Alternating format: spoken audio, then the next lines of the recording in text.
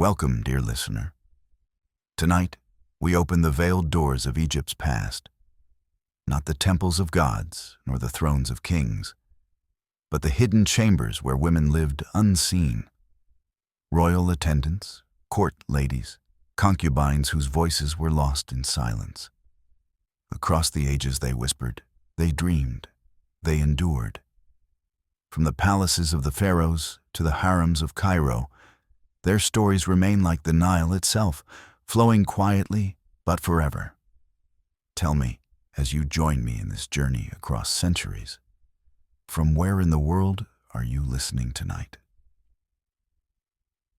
I speak as one whose name was never written, yet whose memory drifts upon the eternal Nile.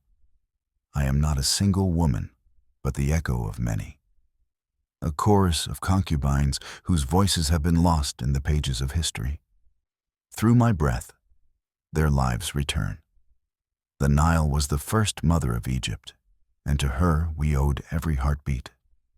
I remember how at dawn, before the sun rose in full majesty, a pale veil of mist would rise from her surface, curling like incense from a priest's bowl.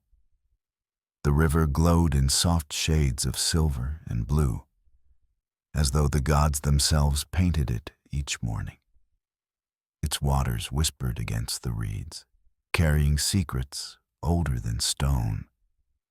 The fishermen moved silently, their nets arching through the air like wings before falling with a soft splash.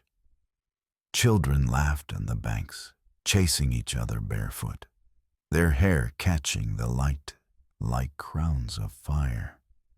Farmers bent their backs in devotion, pressing seeds into the moist earth, their voices weaving songs of gratitude to Hapsi, the god of the flood.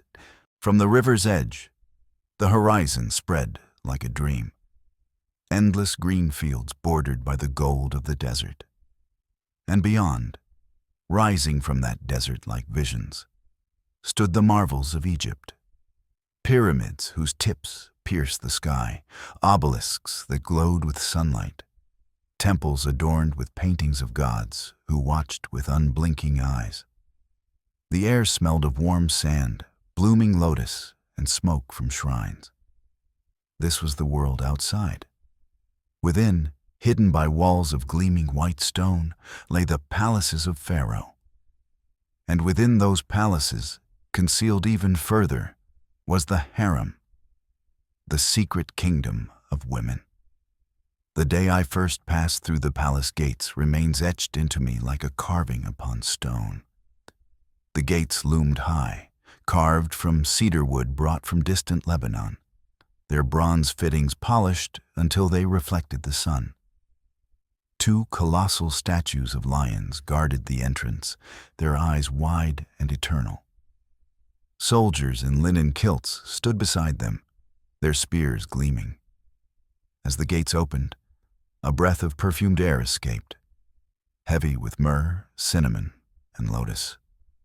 My heart beat wildly, for I knew that the moment I stepped across that threshold, the world I had known would vanish forever. The corridor stretched long and cool, lined with columns painted in the colors of earth and sky. The walls were alive with paintings, boats sailing upon the Nile, processions of priests, gods with falcon heads and lion bodies. Their gazes seemed to follow me as I walked, measuring my worth. The polished floors of alabaster reflected the light of oil lamps, flickering in pools of gold. My bare feet whispered against the stone, every step taking me farther from childhood, deeper into mystery. The sounds of the harem reached me gradually. Laughter like silver bells, the hush of voices in hidden corners, the faint plucking of harp strings, the rustle of linen against polished stone. Servants passed quickly, carrying trays of fruit glistening with honey, jugs of wine, baskets of flowers still wet with morning dew. I felt as though I had stepped into a dream woven from silk and shadow. The harem was not simply a prison, nor only a paradise. It was both. It was a world within a world, a kingdom behind veils. It was here that Pharaoh's wives, daughters, and concubines lived. Some had entered by choice, others by gift, others by conquest. Nobles offered their daughters to win favor. Generals brought captives from foreign wars. Priests advised Pharaoh to surround himself with beauty so the gods might bless his reign. Each woman carried her own story. But once inside the harem, all stories merged into one. To live for Pharaoh, to please him, to hope for a glance that could change everything. Our mornings began before the first rays of Ra stretched across the horizon. We were led to pools lined with alabaster, where the waters shimmered in torchlight. Attendants, their hands skilled and unyielding, poured warm water scented with herbs over our shoulders.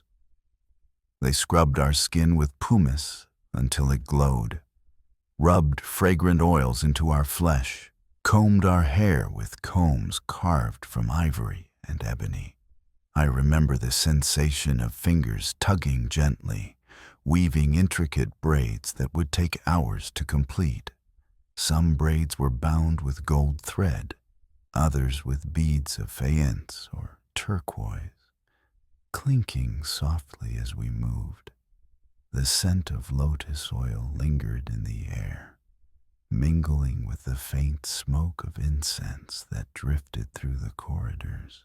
After bathing, we were dressed in linen so fine it seemed like mist, sheer and cool against the skin. Our eyes were lined with kohl, drawn into the wings of falcons, making our gazes sharper, more mysterious. Our lips were painted with crushed carmine, our nails stained with henna. Around our necks hung amulets, ankhs for life, scarabs for rebirth, eyes of Horus for protection. We became living symbols, our bodies transformed into offerings of beauty and devotion. But beauty alone was not enough. The harem was also a school, a theater, a battlefield of whispers. We were taught to sing hymns in voices so pure they seemed to tremble the very air.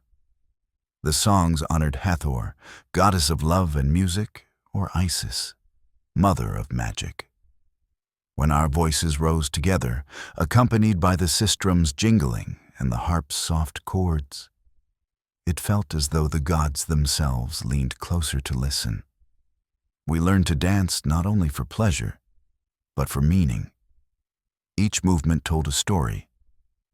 Isis mourning Osiris, Hathor spreading joy, Sekhmet raging until soothed with wine. Our hips swayed like reeds in the wind. Our arms opened like wings, our feet traced patterns upon the floor as though inscribing prayers. To watch one of us dance was to watch myth itself brought to life. But it was not only art we learned. We were schooled in the subtleties of speech and silence. We learned when to bow our heads, when to let laughter ripple like water, when to hold our tongues until silence itself became a blade. A careless word could wound more deeply than a dagger. A glance held too long could ignite jealousy sharper than poison. To survive in the harem was to master the art of invisibility and presence both. To shine without blinding, to charm without threatening, to endure without breaking. Envy was the shadow that walked beside us always. A necklace bestowed upon one woman could stir fury in 10 others. A single smile from Pharaoh was more precious than gold and more dangerous than fire. Friendships bloomed in whispers, but withered quickly beneath suspicion. We braided each other's hair by day and plotted silently by night. We laughed together at festivals, but in our hearts we measured one another as rivals. I remember Kia, a girl whose beauty burned brighter than any jewel. Her eyes were dark as the night sky, her laughter sweet as honey. Pharaoh lingered often at her side, and for a season she shone like the sun itself. She wore turquoise necklaces, golden crowns, garments woven with silver thread. Her chamber overflowed with gifts, but envy sharpened around her like knives. Rumors spread that she plotted against the queen, that she sought to raise her son above others. One morning, her chamber was empty. Her servants gone, her jewels returned to the treasury, her name forbidden. Yet I still remember the sound of her weeping at night. Soft and broken, seeping through the thin walls until it pierced my dreams. But there were joys, fleeting though they were. During festivals, when Pharaoh led processions of the gods, we were permitted to watch from latticed windows. The Feast of Opet was the grandest. Priests carried the sacred bark of Amun down the avenue of sphinxes, drums pounding, incense thick, voices rising in hymns. The streets trembled with celebration, and from behind carved screens we pressed our faces, catching glimpses of Pharaoh radiant in the sun. For a moment, though hidden, we felt part of Egypt's heartbeat. My chest swelled with longing. Let him see me. Let him remember me. Some women bore children and stepped for a time out of shadow. Their chambers became sanctuaries, guarded and honored, their days filled with lullabies and prayers. To give Pharaoh a son was to brush against eternity. Yet with every child came danger. Rivalries sharpened, poisons whispered, daggers hidden in silk. A child could be both crown and curse. I saw mothers cradle their infants with joy, yet sleep with fear, knowing their child's breath might also be their doom. And there was love, forbidden, reckless, yet stubborn as reeds. I knew of stolen glances between concubines and guards, hands brushing in passing, vows whispered beneath the moon. Some were discovered and punished, their names erased. Others carried their secrets to the grave. But in those fleeting loves I saw freedom, bright and fierce, more precious than all Pharaoh's gold. We were not queens. We were not free. Yet we were Egypt. Our laughter echoed in alabaster halls, our tears soaked linen pillows embroidered with stars, our whispers shaped the dreams of kings. The world remembers pharaohs, their pyramids, their temples. But I remember the women behind the screens, the singers, the dancers, the mothers, the dreamers. They are my sisters, and through me, they live again. Night fell gently upon the palace, draping its vast walls in velvet shadow. Yet within the harem, life did not still. The day's routines faded into quieter rituals. Lamps were lit, their flames trembling within alabaster bowls. The air grew thick with the perfume of burning myrrh. Voices softened, but they did not vanish. Night was when secrets blossomed. We gathered in small circles, our linen garments loosened, our hair unbound from the heavy braids of the day. The chambers echoed with laughter, hushed confessions, and the soft strumming of harps. Some women embroidered linen with tiny stitches, their needles catching the lamplight. Others painted their nails with fresh henna, tracing delicate patterns of flowers and vines across their hands. Some braided reeds into bracelets, tokens of friendship offered with shy smiles. There was a girl named Henut, no older than 15, whose voice was like water over stones. She sang lullabies that her grandmother had taught her in a village far from Thebes. When she sang, even the most restless of us grew quiet, our envy momentarily soothed. Yet Henut never rose to favor. Her beauty was too simple, her frame too slight. She lived her life in the shadows of more radiant rivals, her songs her only crown. One evening, I found her alone by a window, her eyes fixed on the moon. "I do not wish for Pharaoh to notice me," she whispered.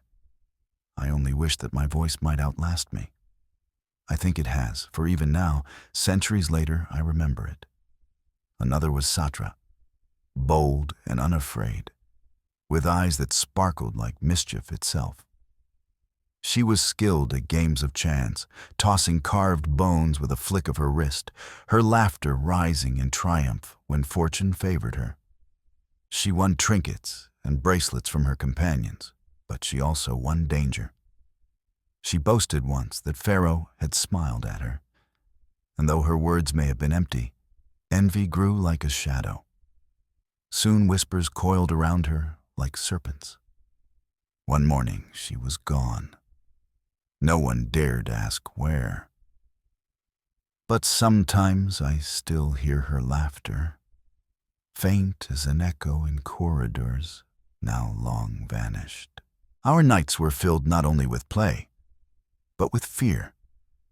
Some prayed before small altars hidden in their chambers, offering drops of oil, strands of hair, whispered hymns. Others read omens in the patterns of spilled wine, in the flight of moths near the lamps. Fear of sickness, of rivalry, of fading beauty, of being forgotten. These haunted us like restless spirits. Illness was the enemy we could not fight with jewels or wit. I remembered Jedid, whose skin once glowed like polished bronze, whose eyes had drawn Pharaoh's notice. A fever took her, burning her body until she withered before our eyes. We sat by her side, fanning her with palm leaves, pressing cool cloths to her brow, singing soft songs to ease her pain. But the gods were deaf to our pleas. When she died, her chamber was emptied, her possessions divided, her name rarely spoken. Yet in my memory she remains. The warmth of her laughter, the curve of her hand upon mine. And then there were mothers. To bear Pharaoh, a child was to step out of shadow, if only for a time. I recall Nemet, who gave birth to a boy. Her chamber filled with gifts, gold amulets, fine linen, trays of food. Guards stood at her door. Attendants served her day and night. For a while she was radiant, her sun the axis of her world. Yet joy was threaded with fear. For every child born was a rival to another. Nehmet slept with a dagger hidden beneath her bed, her eyes haunted though her smile was gentle. Her son lived, but she did not. Rumor said poison stole her breath. Perhaps envy, perhaps politics. Only the gods know. In the quietest hours of night, when lamps burned low and most slept, I would lie awake listening. The palace breathed around me. The rustle of linen, the sigh of distant flutes, the call of night birds beyond the walls. My heart ached with longing for the world outside. The scent of mud after rain, the laughter of brothers, the embrace of a mother. Yet that world was lost. Here, within alabaster walls, I had become part of another world, a world of whispers, of beauty, of shadows. Still I dreamed. I dreamed of walking once more beside the Nile, of dipping my hands into her cool waters, of being no one and everyone at once. I dreamed that someday, voices like mine would not vanish, that someone would listen, that someone would remember. The harem was a paradox, gilded and suffocating, filled with laughter and soaked in tears, a place of music and silence, of power and helplessness. We were birds in cages of gold. Our feathers shone, our songs sweetened the air, but our wings were clipped. And yet we endured. We learned to turn silence into strength, to carve meaning into the smallest gestures, to weave eternity into the brief span of our days.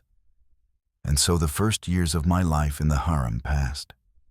in baths perfumed with lotus, in braids strung with turquoise, in songs rising like incense, in rivalries sharp as blades.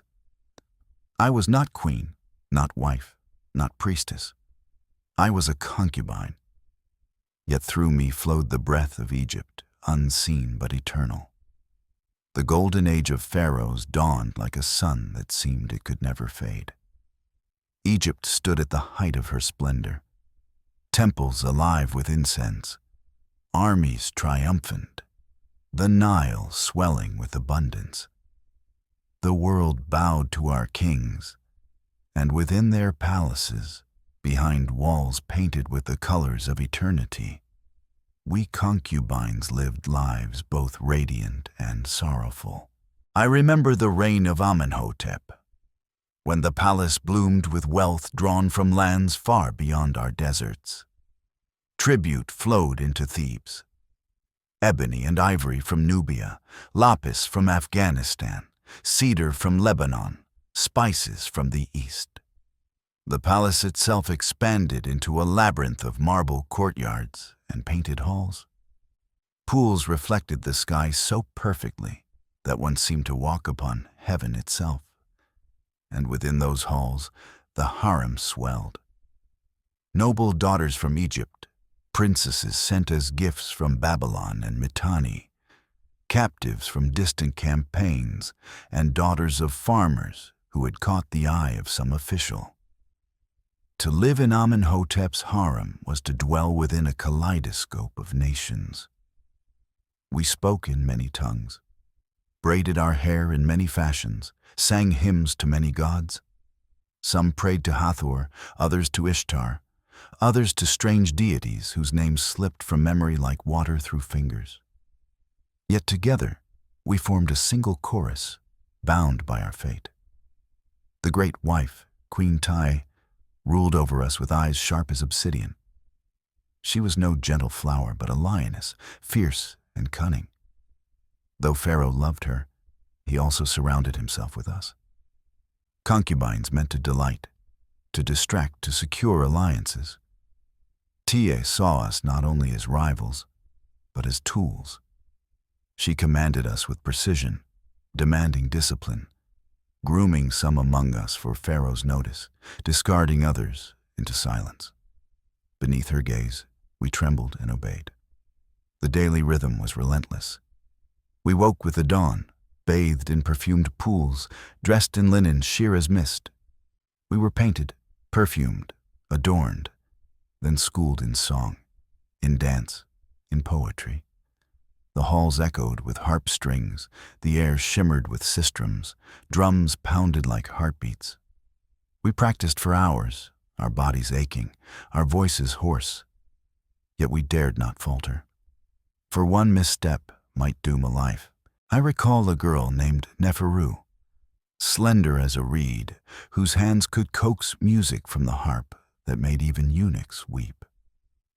Her fingers danced across strings, weaving notes that shimmered like sunlight on water. Pharaoh once lingered in the hall when she played, and his eyes softened. For a time she was radiant, surrounded with gifts, her chamber filled with fruit and flowers. Yet music fades quickly when envy grows louder. Other women whispered that she mocked Pharaoh in secret, that her songs carried hidden curses. Lies, perhaps, but poison needs only rumor to spread. One morning, her harp stood silent, her chamber empty. None spoke her name again. But in the quiet of night, I sometimes thought I heard her strings hum in memory. Then came Akhenaten, Amenhotep's son, who turned the world upside down. He cast aside the old gods, raising Aten, the sun disk, as the sole lord of heaven. The temples of Amun fell silent, their priests scattered. We were commanded to sing only new hymns to Aten, whose rays touched earth with life. Each dawn we stood on terraces, our voices rising with the sun, arms lifted as though to embrace its fire. The songs were beautiful, shimmering with light, yet they rang hollow in our hearts. For the gods we had known since childhood, Isis, Hathor, Osiris, had been banished.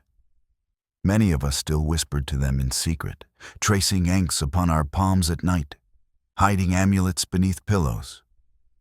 Nefertiti, Akhenaten's queen, shone like a jewel in that strange new faith. Her beauty was carved into stone, her gaze eternal even now. She walked among us with dignity, and some whispered she was more than queen, that she was priestess, goddess, ruler. Yet beneath her reign, fear grew. One girl, Merit, dared to sing an old hymn during a feast, a song of Hathor that had once brought joy. Her voice rose, clear and strong, silencing the hall. Akhenaten's gaze darkened, but he said nothing. The next morning, her bed was empty. I never saw her again. Still, I believe her song lingers, carried by the wind whenever sunlight falls upon lotus flowers. When Akhenaten died and Tutankhamun rose, the old gods returned, their temples restored, their hymns renewed. Relief swept through the harem like cool water. We sang again to Isis, to Hathor, to Osiris. Yet Tutankhamun was young, fragile, his reign uncertain. His harem was filled with hope and fear in equal measure. Women prayed for his survival, for their children's futures, for Egypt's stability. Some bore sons and clung to hope. Others miscarried in sorrow. The air was thick with incense and whispers. When he died too soon, our hopes crumbled with him. Then Ramses came. Ramses the Great, Ramses the Eternal. His reign stretched like the desert itself, vast and unending. His monuments pierced the sky, his battles thundered across nations, his name carved deeper than any before him. And his harem was a city in itself. Hundreds of women filled its walls, daughters of Egypt, captives from Syria, princesses from Hittite lands, maidens from Nubia. It was a labyrinth of chambers, courtyards, baths, and gardens. To be chosen by Ramses was to shine brighter than gold. To be forgotten was to wither unseen. Rivalries sharpened like daggers, alliances formed and broke like reeds in the flood. I remember one, Neferura, plain in beauty but sharp in wit. She spoke rarely, but when she did, her words carried weight. She bore Ramses a daughter, and though daughters held little power, she secured her place by weaving wisdom into silence. She taught me that not all victories are loud. Some are carved in patience, in the art of survival. And there was Tia, radiant as the sun, who fell in love not with Pharaoh, but with a musician. He played the harp in our chambers, his fingers coaxing melodies soft as moonlight. Their eyes met, their smiles lingered, their love bloomed in secret. But love in the harem was a perilous treasure. They were discovered. He was banished, his heart broken, his name erased. Tia remained, her beauty unblemished, but her soul hollow. She sang no more. When I looked into her eyes, I saw the ruins of love, more desolate than any temple abandoned. Such were our lives in those days, gilded cages, filled with laughter and sorrow, with music and silence, with joy and despair. We were treasures and prisoners both, adorned and erased, mothers and mourners. The world remembers Amenhotep, Akhenaten, Tutankhamun, Ramses. But I remember Neferu's harp, Merit's forbidden hymn, Neferura's quiet wisdom, Tia's broken heart. These are the threads of Egypt's true story, woven not in stone, but in flesh and breath. The harem of Ramses was a city within walls, a labyrinth of chambers and courtyards, where hundreds of women lived, laughed, schemed, and wept. By day, it glittered with jewels and silk. By night, it breathed like a restless beast, filled with whispers too soft for scribes to capture. Our days followed rhythms carved by discipline and desire. In the mornings, we bathed in great pools lined with alabaster, water carried in jars from the Nile, perfumed with herbs. We sang as we bathed, voices echoing against stone, harmonies rising like flocks of birds startled into flight. Afterward, we sat in long lines, hair unbound, while attendants wove braids heavy with turquoise and lapis. The tug of fingers against my scalp was both comfort and pain, each pull a reminder that beauty was duty.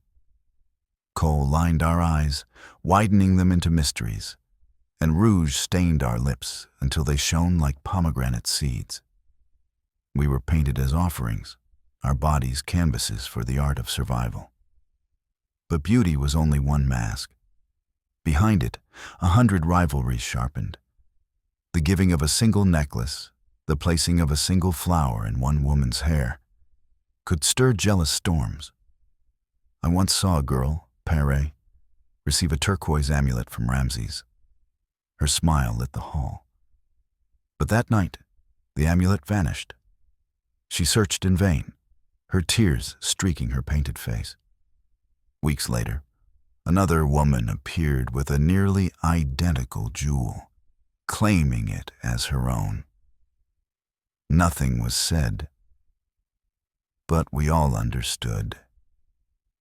In the harem, even gifts could turn into curses, yet not all was envy. There were friendships too, fragile as lotus petals, yet sweet as honey. I remember lying beside a girl named Leia, whispering stories long into the night.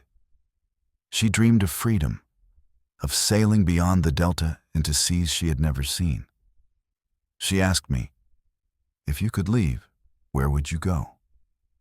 I told her I would walk barefoot through my village fields, taste dates from my father's orchard, sit beneath the stars with no walls between me and the sky. She laughed softly. We are like you and I, dreamers with clipped wings. Leia died young, claimed by fever, but I still carry her dream within me. The harem was not only a place of rivalry and longing, it was also a stage. We were trained to perform in festivals that dazzled the world. During the Feast of the Alped, when Amun's bark was carried from Karnak to Luxor, we were summoned to sing. Our voices rose above drums and trumpets, filling avenues lined with sphinxes. Perfume burned in golden censers, smoke curling into the sky. Crowds roared in devotion, yet they never saw us clearly. We were shadows behind veils, voices without names. Still, for those moments, it felt as if the gods themselves breathed through us. Ramses loved spectacle, and we concubines were part of his theater. Banquets lasted from sunset to dawn, halls overflowing with wine and fruit, music and laughter. We danced in circles, our bodies shimmering beneath torchlight, our anklets ringing. Sometimes Ramses watched, his eyes gleaming with satisfaction. At other times, he scarcely noticed us, his mind consumed by war or monuments. Yet we danced regardless, for to falter was to fade. Among us were women who found power not through beauty, but through cunning. One such was Anippe, plain in face, but silver-tongued. She listened more than she spoke, her silence gathering secrets like a net gathers fish. Eunuchs trusted her, attendants confided in her, even guards revealed too much in her presence. With whispers alone she steered outcomes, a rival disgraced, a friend elevated, a rumor planted like a seed. Though no monument bears her name, she was the quiet architect of many fates. I learned from her that in the harem, silence could be sharper than steel. There were also those whose fates were written not in rivalry, but in sorrow.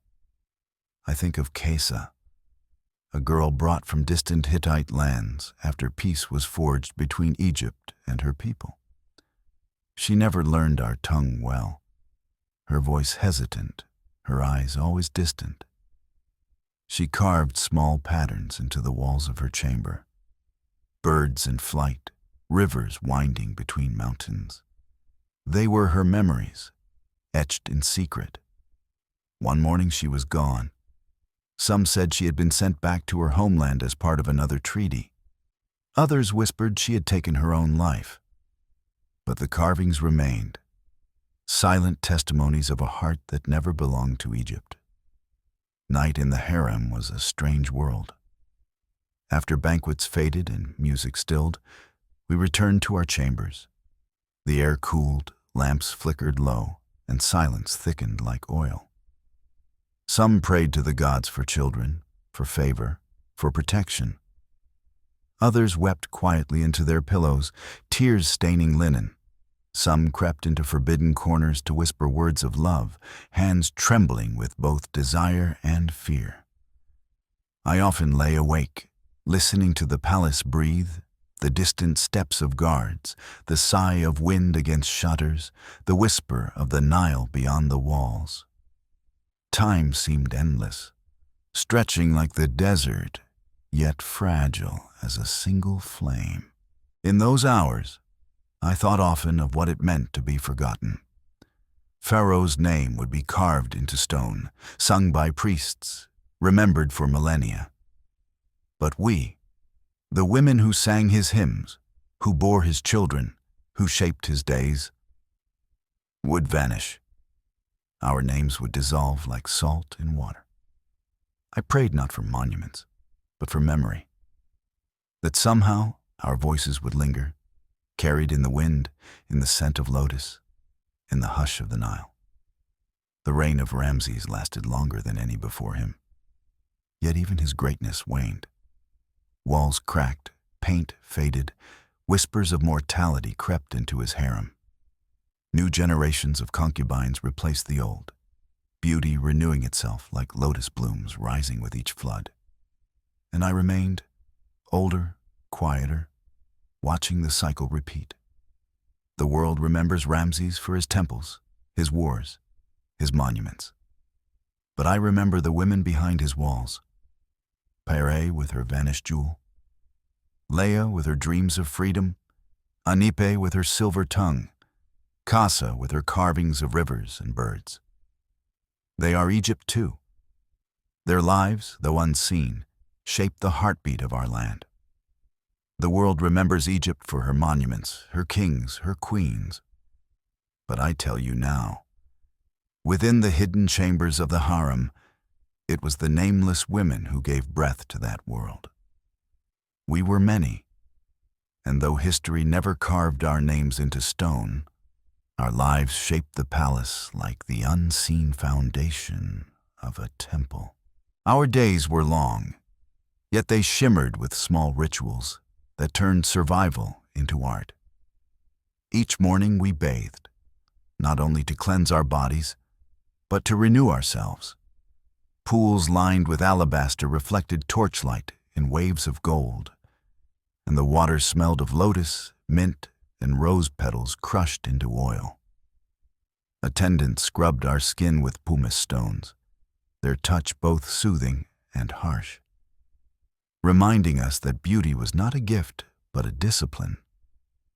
The air was heavy with steam, and our laughter echoed against the stone as we splashed one another, briefly forgetting envy, forgetting fear.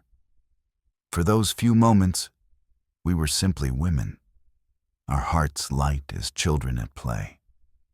After bathing came the art of adornment. Hair was our crown, and to shape it was to shape our destiny. Older women, their fingers skilled from years of practice, wove braids so intricate they seemed like woven spells. They threaded turquoise and faience beads into plaits, wound gold threads through dark strands, coiled buns into shapes like the horns of Hathor.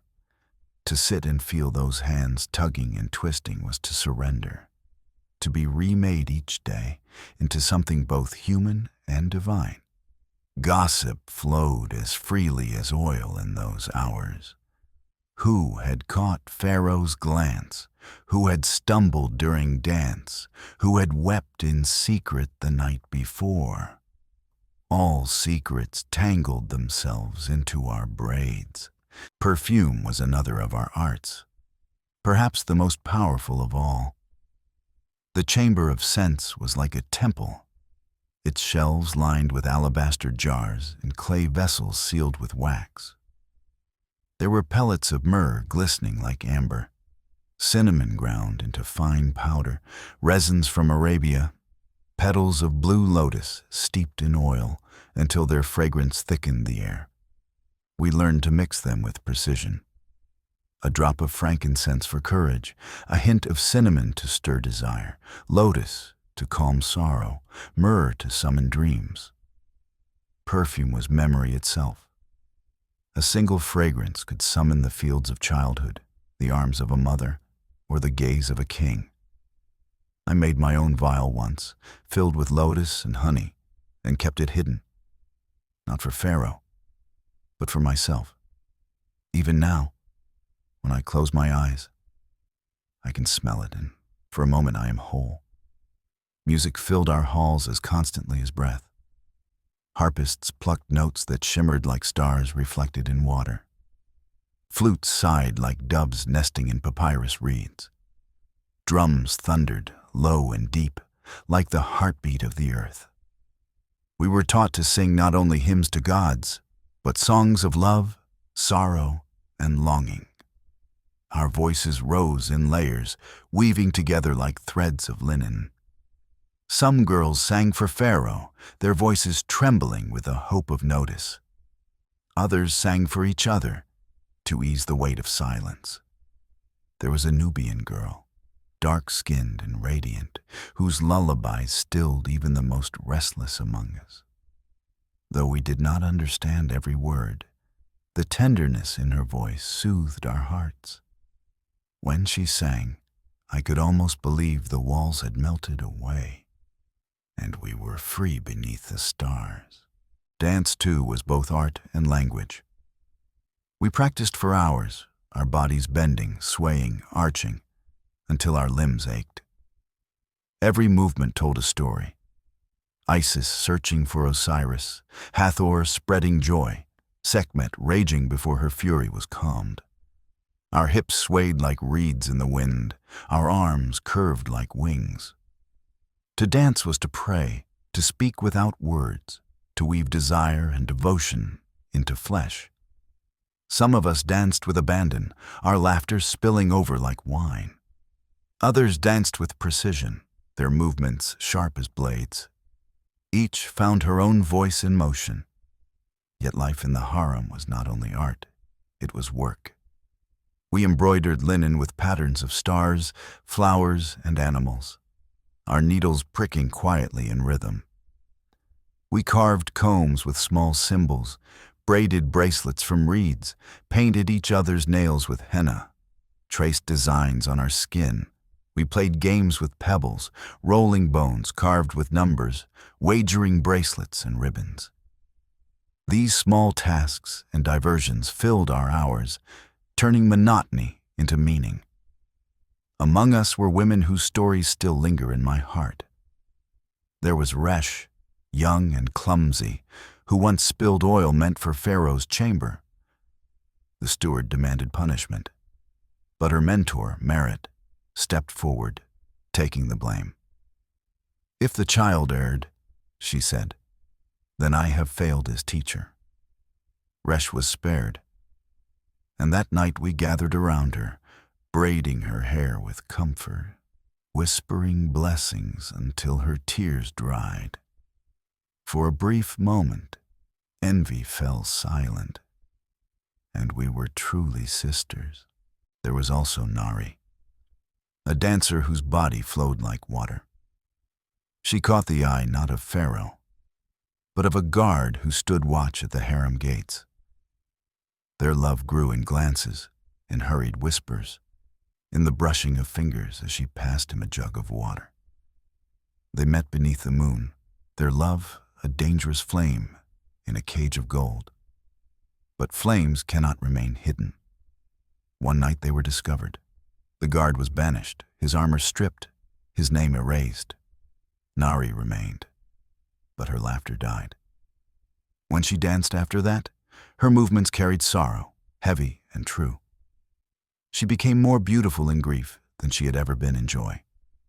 But her heart was broken beyond repair. And there was Tepi, who fell ill with a wasting sickness. We cared for her as best we could, bathing her brow with cool water, singing soft songs to ease her pain. She faded slowly, her body shrinking, her eyes growing too large for her face. Yet in her final days, she whispered poems she had composed, words she asked us to remember. They were simple, but they shone. The lotus blooms for a day, yet its beauty feeds the soul for eternity. So let it be with us when she died. We embroidered her words into a cloth and hid it in the wall of her chamber. Perhaps it still waits there, unseen, a secret prayer within stone. We were treasures and prisoners, artists and captives, sisters and rivals. Our days shimmered with beauty, yet beneath it lay fear, fear of envy, of exile, of fading into nothingness. Still, we endured. We created gardens within cages, songs within silence, memories within shadows. And though history forgets us, I remember.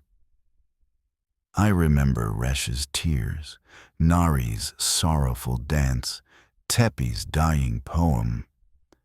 These women, unseen by scribes, were Egypt's heartbeat as much as any king. Night was the true hour of the harem. By day we were painted, braided, perfumed, paraded.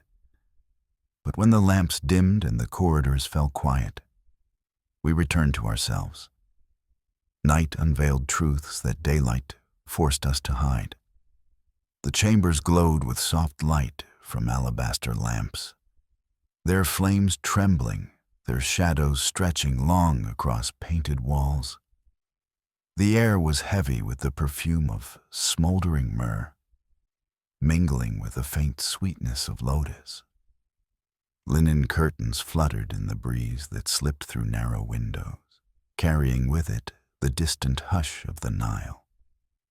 Some women lay upon low couches, their heads resting on embroidered cushions, whispering secrets into the dark. Others curled on mats, their bodies exhausted from dance, their breaths soft as children's. The harem became a sea of sighs, rippling with dreams and confessions. I often wandered at night, my bare feet silent against cool stone. The silence of the palace was alive. The rustle of palm fronds outside, the distant call of owls, the occasional footsteps of guards echoing through corridors. Each sound was sharper in the hush, like ink upon papyrus. I would pause by latticed windows, peering at the stars. They shone above the desert like unblinking eyes, eternal and indifferent. In their cold fire, I felt both comfort and sorrow. Comfort, because they watched over me as they had watched over women long before me. Sorrow, because I knew they would shine just the same long after I was dust. Night was when stories blossomed. We whispered them to each other like contraband. Tales of childhood, a river crossed, a field harvested, a mother's embrace. Tales of dreams, of freedom, of lovers, of walking once more barefoot through villages left behind. Some invented grand fantasies of escaping the palace disguised as a servant, of riding across the desert under the cloak of darkness, of finding love beyond the walls. We laughed at these tales, but our laughter was bitter, for in our hearts we longed for the impossible. It was also at night that love found its voice. I remember passing a chamber where two women lay side by side, their foreheads touching, their hands entwined. Their whispers were softer than breath, their eyes shining with tenderness that no pharaoh could command. Love was forbidden unless it served power, yet it bloomed stubbornly, like lotus flowers rising through mud. Some loves were fleeting, some endured in silence for years. They gave us strength, though they also carried danger. There were betrayals too, sharper than daggers. One woman, Senet, revealed another's secret. A hidden amulet of Isis kept beneath her bed during the reign of Akhenaten. For that betrayal, she was rewarded with a necklace of gold, but she gained no friends. The betrayed woman was cast into silence, her fate unknown. And Senet, though adorned, was shunned. We braided her hair with forced smiles, but in our hearts we marked her as poison. Betrayal could win favor for a moment, but it soured the soul. Fear lived among us like a constant shadow. Fear of exile, of punishment, of sickness, of fading beauty. At night, some women woke weeping from dreams of death. Others clutched amulets, tracing the eye of Horus again and again with trembling fingers. We whispered prayers into the darkness, not always to the gods of Egypt, but to any who might hear. Some prayed to Hathor for joy, some to Isis for protection, some to nameless spirits for mercy. I prayed for memory, that when my body failed and my name was forgotten, my voice might still echo in the breath of the Nile. Sometimes the queen herself passed through the harem at night, her attendants carrying lamps. We bowed low, our faces pressed to the floor, yet I always stole a glance. Her silhouette glowed against the light, her jewels casting sparks like stars. She seemed more goddess than woman, yet in her eyes there was often weariness, loneliness. Even queens are captives of their crowns. I wondered if she envied us our anonymity, just as we envied her power. There were moments of tenderness that glowed brighter than any jewel. I recall one night when a storm raged outside, thunder cracking, rain drumming against the stone. We huddled together in a single chamber, blankets drawn close, lamps flickering in the gusts of wind. Fear softened our rivalries. We sang to calm ourselves, voices weaving into a single lullaby. Even the thunder seemed to hush, listening. For that night, we were not rivals or prisoners. We were sisters, bound in the storm. But dawn always returned, and with it the mask of duty. Our braids tightened, our eyes painted, our bodies perfumed. Night's honesty dissolved into day's performance. Yet I carried those nocturnal whispers in my heart. They were the truest part of our lives, the part that no scribe could record. I lay often awake until the first hint of light touched the horizon, thinking of time. Pharaohs rose and fell, monuments gleamed and crumbled, yet we concubines endured, generation after generation. We were not remembered in stone, but we were Egypt's breath, carried from one age to the next. We were the unseen current beneath the Nile's surface, the wind that moved silently through desert reeds. And so, in the hush of night, I vowed to remember. I vowed that though my name would vanish, my voice would remain. And now, as you hear me, that vow is fulfilled. By the time the blood of pharaohs had mingled with that of Macedon, Egypt was no longer the solitary queen of her own destiny. The Ptolemies had come, foreign in tongue, yet draped in Egyptian gold. The temple still stood, the Nile still flowed, but the palace air carried a new cadence, Greek words woven with Egyptian prayers, Greek sandals echoing against Egyptian stone. And within the harem, concubines bore not only the weight of beauty, but the burden of politics. I was there in the twilight of dynasties, when Cleopatra rose like a dawn, both dazzling and dangerous. She was unlike any queen before her, for she carried two worlds in her blood. She spoke Greek to envoys, Egyptian to priests. And when she turned her eyes upon us, her women, her confidants, her shadows, we felt the fire of both Athena and Isis burning in her gaze. The harem of the Ptolemies was not like that of Ramses or Amenhotep. It was smaller, tighter, more dangerous. Where once concubines had been chosen for beauty and song alone, now they were also pawns upon the board of empire. Daughters of nobles, gifts from foreign kings, women trained not only in dance, but in listening, in whispering, in carrying secrets across marble corridors.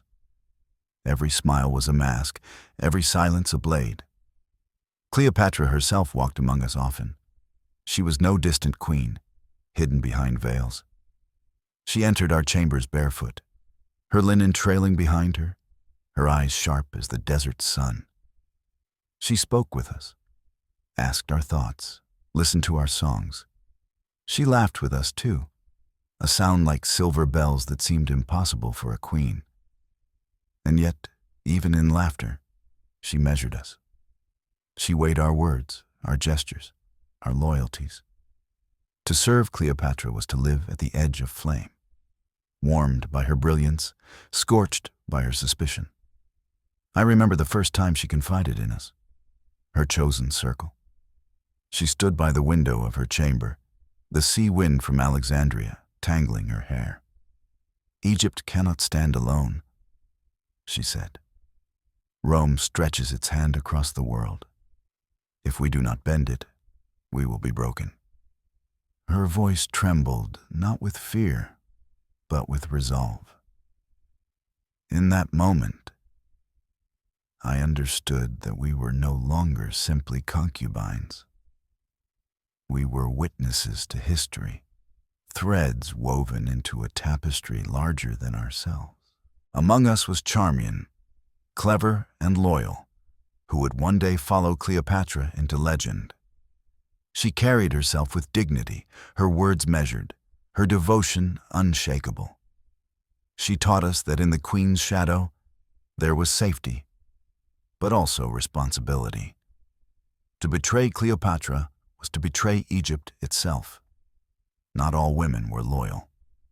Some whispered to envoys, passing secrets for promises of freedom.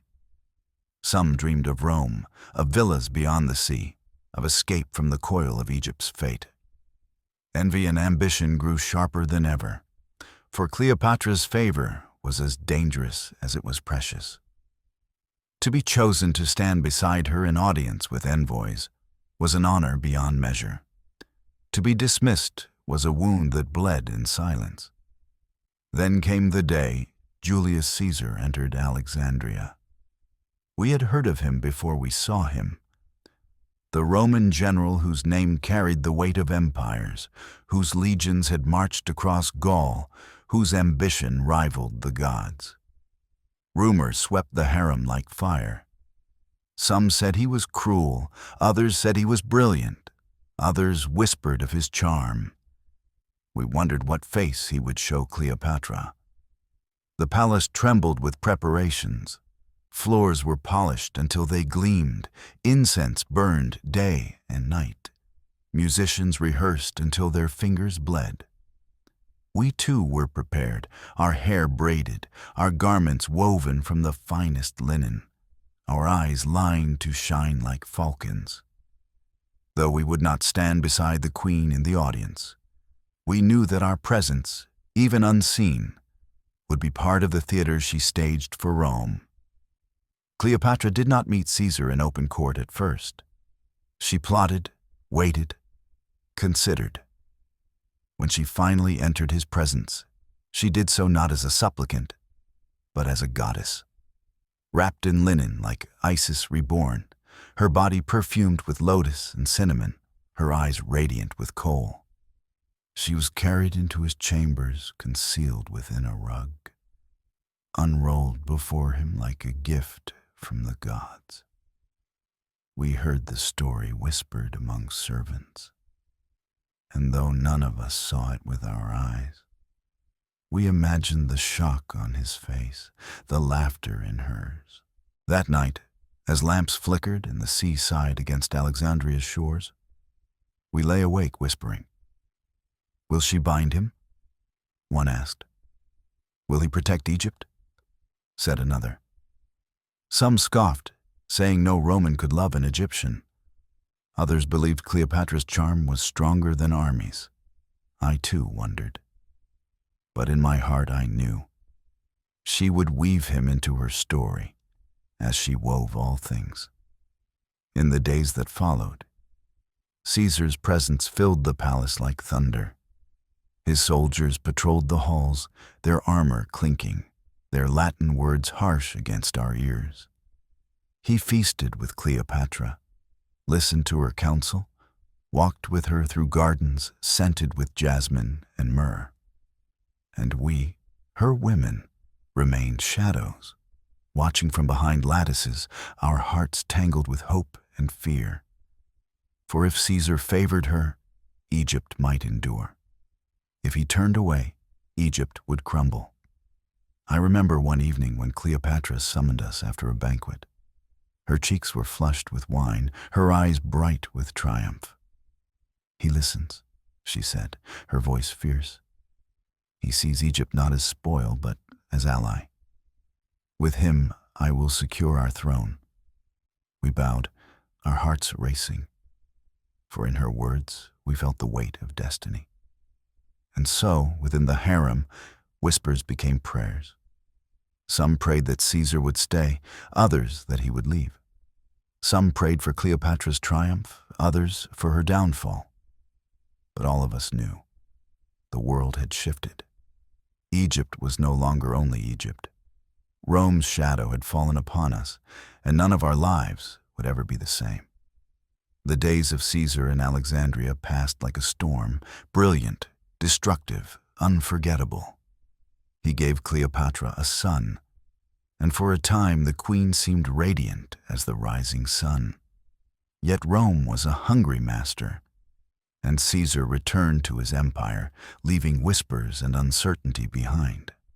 When news came of his death, struck down by blades in the Senate, the palace fell silent as a tomb.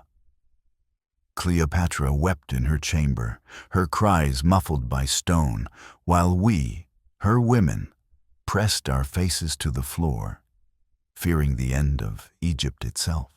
But fate was not yet finished with her. Into Egypt came Mark Antony, soldier of Rome, a man whose laughter filled halls as loudly as his anger, whose arms were as ready for battle as for embrace. He met Cleopatra not as a conqueror, but as a man dazzled.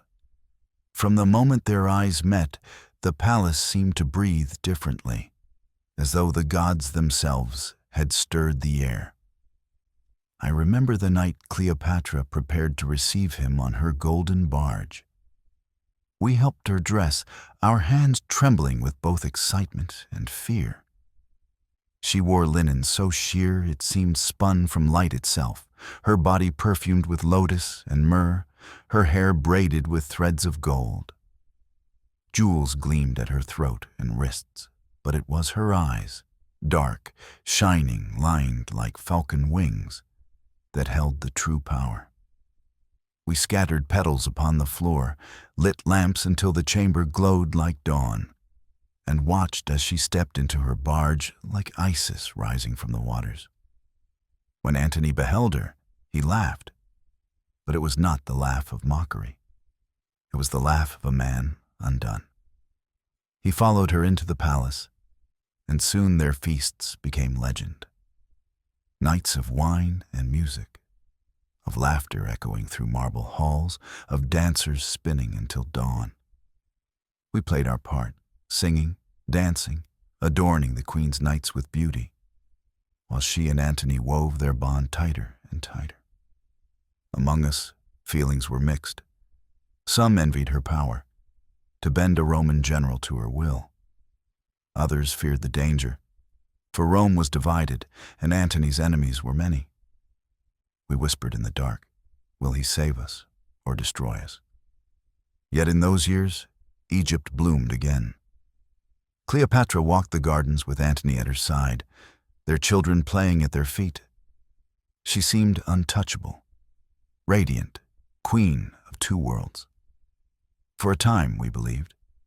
We sang hymns of triumph, danced in festivals where incense rose thick as clouds, dreamed that perhaps Egypt's glory had returned. But Rome's hunger is endless, and Octavian, cold and cunning, rose against them. War loomed. We heard it in the clatter of armor, in the hurried whispers of messengers, in the tightening of Cleopatra's jaw.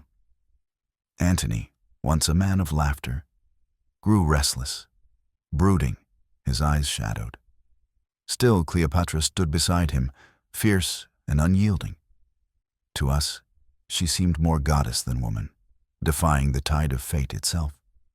The day of Actium came, though we were far from the battle. We waited in Alexandria, our hearts suspended like lamps in the wind. When the news reached us, defeat, ruin, the palace fell into chaos. Some women wailed, others fled, clutching jewels in trembling hands. Soldiers deserted, servants vanished. But Cleopatra remained calm, her face carved from stone. She gathered us and said, if Egypt must fall, then let it fall with dignity. In those final days, we walked beside her like shadows. We saw her pray before the statue of Isis, her tears wetting the goddess's feet. We braided her hair for what we feared would be the last time, our hands shaking as we wound gold threads through dark strands. She held her children close, kissed their brows, whispered words we could not hear. When Antony fell upon his sword, dying in her arms, Cleopatra did not scream. She held him, her face pale as alabaster, her eyes two abysses. She withdrew into her chamber, and when she emerged, her resolve was clear. She would not be paraded in Rome, mocked as a captive queen. She would choose her own ending. I was there the night she prepared. The chamber was heavy with incense, the lamps glowing low. She wore linen white as moonlight, her jewels gleaming softly. She held out her arms, and we, her women, dressed her as though for a festival. Perfume of lotus clung to her skin, gold circled her neck, her eyes shone with kohl. She stood tall, radiant, queen to the last. Charmion and Ira stood beside her, loyal unto death. They brought the basket with the asp hidden within, its coils shifting beneath flowers. Cleopatra's hands did not tremble. She reached within, drew the serpent forth, and pressed it to her flesh. Her breath caught, her body shuddered, and then she lay still, her face serene as though she had merely fallen into sleep. Charmian, tears streaking her cheeks, turned to us and whispered, "Is this well done of our queen?" And though my voice broke, I answered, "It is well done, for she is a daughter of kings." Then Charmian, too, took the serpent, and Iris followed, their loyalty sealed in death. The palace fell silent, the air heavy with grief. Outside, Octavian soldiers marched, their banners fluttering, their boots striking stone. Rome had won, Egypt had fallen, but Cleopatra had chosen her end, defiant, sovereign even in death. And we, her women, were scattered like sand. Some taken as spoils to Rome, some cast aside to poverty, some vanished into the dust of history. I survived, though I know not why. Perhaps to tell this tale, to remind the world that behind the queen's crown stood women who loved her, who feared with her, who died with her. Cleopatra's name endures, carved into legend. But I remember more: the scent of lotus in her chamber, the sound of her laughter, the weight of her gaze, the silence of her final breath. She was queen, goddess, lover, mother, but also a woman, like us, bound by chains of fate, yet strong enough to break them in death. And as long as the Nile flows, as long as stars burn above the desert, her memory and ours will remain. When Cleopatra's breath stilled and the asp's bite closed the age of pharaohs, Egypt itself seemed to shudder. The line of kings and queens stretching back to Narmer was broken, and the land of the Nile bent beneath the weight of Rome. The banners of Octavian fluttered above Alexandria's harbor, the eagle of a foreign power now shadowing the palaces once ruled by divine blood. For us, the concubines, the attendants, the singers, the women hidden behind alabaster walls, the fall of Cleopatra was not just the end of a queen. It was the beginning of a new captivity. The Romans did not abolish the harem. They reshaped it. Where once we had been gathered beneath the favor of pharaohs, we were now scattered into villas and households of governors, generals, and merchants. Some of us remained in Alexandria, carried into marble halls with columns of Greek design and mosaics patterned in foreign style. Others were taken farther still, across the sea to Rome itself, offered as spoils of conquest, tokens of alliance, or curiosities to amuse patrician wives. I remember standing at the harbor, the salt wind whipping my hair as ships prepared to depart. Among those carried away was Nashi, a singer from Nubia whose lullabies once calmed Cleopatra's restless nights. She pressed a carved scarab into my hand, whispering, "If I do not return, let this remember me." Her eyes brimmed with tears, but her chin lifted with pride. I watched her board a Roman galley, her figure small against the vast sail. She vanished into the horizon, and though I never saw her again, I sometimes dream I hear her voice when the wind moves through papyrus reeds. Those who remained in Alexandria found themselves in villas that were both familiar and strange. The Romans loved order, geometry, symmetry. Their gardens were trimmed into perfect squares, their fountains rose in controlled arcs, their courtyards surrounded by columns of white marble. Yet into these rigid shapes, we carried Egypt. We perfumed their chambers with lotus, braided their wives' hair with turquoise beads, painted their eyes with kohl. I once traced the black line around a Roman matron's lashes, and when she looked into the mirror, she gasped. "I see another woman," she whispered. Rome had conquered Egypt, yet in her mirror, Egypt conquered Rome. But beneath the surface of beauty, sorrow endured.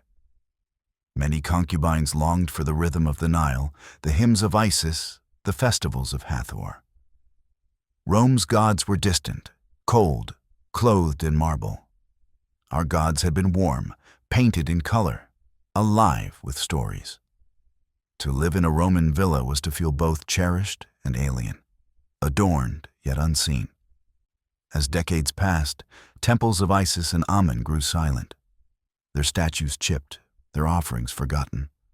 Slowly, new hymns rose, sung not in Egyptian but in Greek, praising not Osiris or Hathor but the Christ. The air filled with incense of another kind, the voices of choirs replacing the sistrum and harp. The empire had turned to a new faith, and with it, we concubines adapted once more. In Byzantine days, we still filled villas and governors' palaces. Some of us wore small ivory crosses upon our necks, learning new prayers, our lips shaping Greek hymns even as our hearts clung to the old gods. Others remained secret in their devotion, whispering to Isis beneath the cover of night, tracing ankhs upon their palms before sleeping. We became masters of silence, balancing two worlds upon our tongues. I recall a girl named Thais, given to a Byzantine official. Her voice was sweet as honey, and when she sang hymns in the cathedral, bishops themselves wept. Yet when she brushed my hair in the quiet of our chambers, she confessed, "They think I sing for Christ, but in my heart I sing to Hathor." She lived long, respected and secure, her secret never discovered. When she died, church bells rang across Alexandria. But I lit a lotus candle for her soul, a flame for the goddess she had never abandoned. Others were less fortunate. One woman, Selkut, clung fiercely to the old ways. She painted her chamber walls with hidden prayers, carved small figures of Isis to place beneath her bed. When her devotion was discovered, she was dragged into the streets, accused of sorcery. I never saw her again. But in the shadows of night, I still whisper her name, so that she will not be erased entirely. As centuries turned, we became both less visible and more essential. No longer the treasures of pharaohs, we were instead woven into households as companions, attendants, concubines, without crowns. Yet our role remained unchanged at its core. We were women hidden behind walls, shaping lives in silence. I often wondered if the Nile mourned with us. Its floods still came, its waters still rose, its fields still blossomed green. But when I stood upon its banks in those years, it seemed quieter, lonelier. The hymns of festivals were gone, the laughter of priests absent. Still, the river remembered. She had carried the songs of our foremothers, and she carried ours as well. In the twilight of the Byzantine era, we concubines became the keepers of fragments. We remembered the smell of incense in old temples, the sound of harps in Pharaohs' courts, the stories of Isis and Osiris whispered like forbidden poems. We passed these memories to one another, as mothers pass lullabies to children, as sisters pass secrets in the dark. And though history would forget our names, we endured. We endured in villas where Greek replaced Egyptian, in churches where incense burned to a new god, in chambers where silence was safer than truth. We endured because we had no choice, and because endurance itself became our prayer. When the banners of Islam swept across the desert, Egypt's world shifted once more. The old gods had fallen silent, the Byzantine hymns still echoed faintly in cathedrals. But a new call rose above the city, the Adhan, the call to prayer. Its sound was unlike any before, not chanted by priests, not sung in choirs, but a single human voice stretching across rooftops, threading the hours together with its rhythm. The first Muslim armies built Fustat on the banks of the Nile. Its houses simple at first, its mosques rising with arcs of stone that drew the eye upward. Later came Cairo, a city of domes and minarets, of markets overflowing with spice and silk, of palaces with latticed windows hiding secrets. And within those palaces, the harem returned in new form. No longer were concubines only Egyptian. Now they came from across the world. Turks from the steppes, Persians with eyes dark as midnight, Greeks with skin pale as marble, Nubians tall and radiant, Circassians with hair like rivers of gold. Egypt became a crossroads, and its harems reflected that mosaic. We wore silks embroidered with verses from the Quran, anklets that jingled upon mosaic floors, veils edged with gold thread.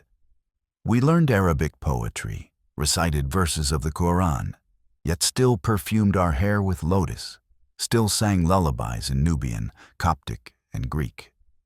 Egypt absorbed us all, and through Egypt we became one.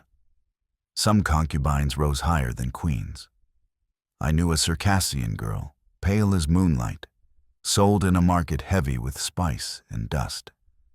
She bore a son to her master, and though she had entered nameless, she became Walad, mother of a child who could inherit. Her boy grew strong, and when he became emir, he knelt before her veiled figure, kissing her hand. No chronicler recorded her name, but her breath steadied his throne. Others lived and died in silence. They embroidered gowns, brewed coffee black as midnight, sang to men who never truly saw them. Their beauty faded, their laughter forgotten, their bones buried without titles. But even in obscurity they shaped the palace.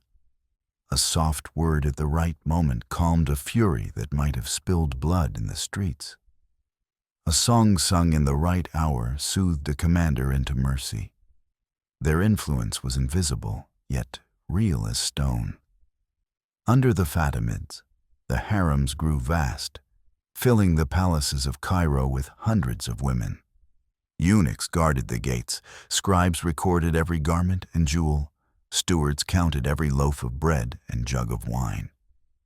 Yet behind the veil of order, chaos thrived. Rivalries sharpened, alliances bloomed, secrets passed in whispers. To live within such a harem was to walk a path between luxury and peril. The Mamluks rose, warriors turned rulers, their minarets lancing the sky of Cairo. Their harems shimmered with women who watched history unfold through latticed screens. I recall one night in the citadel, when a woman who had begun her life as a concubine stood, for a brief, fierce moment, as sovereign.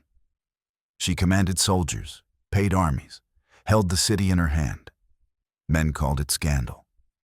We called it justice. Her reign was brief, broken by envy and steel. But her flame proved what we always knew, that women behind the screens could rule as surely as any man. Then came the Ottomans, their empire vast as the horizon. Cairo became one jewel among many, its harems echoing those of Istanbul. Turkish lullabies mingled with Arabic poems, French perfumes with Egyptian attar.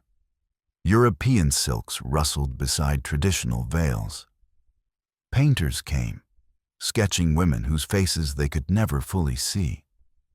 And later, strange machines called cameras captured shadows of our world. The outside shifted into modernity, but within, the essence remained unchanged. Women unseen, shaping destinies in silence. I remember a girl named Aisha, brought from Anatolia, who recited Rumi's verses in a voice soft as rain. She became beloved not for her beauty, but for her wisdom. Men came to her chamber for counsel, cloaking their requests as visits for poetry. She never bore a child, yet her words seeded decisions that shaped Cairo's fate. I think of her whenever I hear poetry, for she proved that concubines were not only bodies, but also minds, unseen yet luminous. As centuries passed, the palaces changed, rulers shifted, empires rose and fell. Yet the pattern endured, from pharaohs to Caesars, from caliphs to sultans. The concubine never vanished. We were the hidden flame, the unseen river, the whisper behind the roar of history. When I close my eyes, I see them all. Nashi singing across the sea in Rome, Thais whispering hymns to Hathor in secret, the Circassian mother guiding her son to the throne, the unnamed woman who ruled the citadel for a fleeting moment, Aisha weaving wisdom into poetry. They are my sisters, my chorus. And though their names are lost, their voices live in mine. I have led you through centuries, from the golden dawn of Pharaohs to the marble halls of Rome, from Byzantine hymns to the call of the muezzin, from Mamluk citadels to Ottoman courts. I have shown you palaces glittering with jewels and chambers echoing with silence, women crowned in gold and women buried nameless in dust. Now, as I stand upon the edge of memory, I gather their voices into mine, a chorus spanning millennia. We were never carved into monuments. No obelisk bears our names. No pyramid guards our bones. And yet, we endured. Like the Nile herself, we flowed unseen, carrying life through hidden channels. We were the current beneath the surface, the flame behind the curtain, the whisper that bent kings. Think of them. The girl who braided turquoise beads into her hair and dreamed of freedom. The singer who raised a hymn forbidden and vanished into silence. The mother who cradled her son, knowing he might be both crown and curse. The dancer who loved a guard and lost him, yet carried his name like a secret jewel. The plain woman whose wisdom shaped thrones, though no scribe recorded her. The poet who whispered verses in the dark, her words outlasting her body. They are Egypt as much as any pharaoh, more than any monument. Their laughter and their tears wove the fabric of the land, unseen but indelible. I remember the nights most clearly. The hush after banquets, the lamps flickering low, the sigh of women lying side by side, whispers weaving through darkness, confessions, dreams, and prayers. Some prayed for children, some for love, some only for memory. I prayed that we would not be erased, that though our faces faded, our voices would linger like the perfume of lotus carried on the wind. And I believe we have endured. For when the Nile swells in flood, it carries our songs. When the desert wind sighs across the pyramids, it carries our whispers.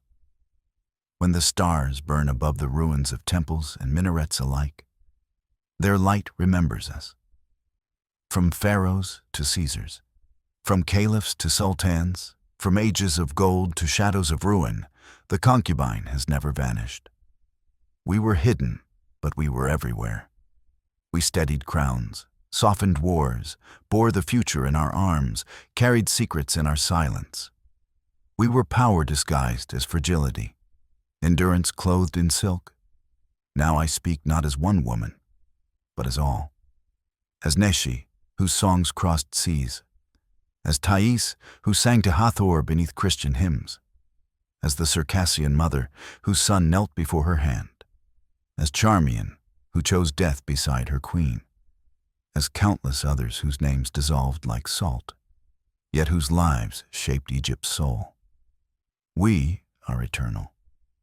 Not because scribes wrote us, not because monuments preserved us, but because the Nile remembers, because the desert remembers, because I remember and now, because you do.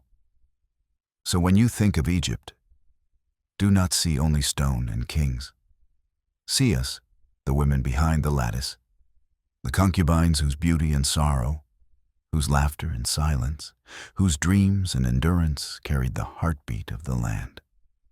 As long as the Nile flows, as long as lotus blooms, as long as stars burn above the desert, we remain, whispered, unseen, eternal. And so we leave the hidden chambers of Egypt behind. The women who lived in silence still speak through time, in the river's song, in the desert wind, in the shadows of palaces now crumbled.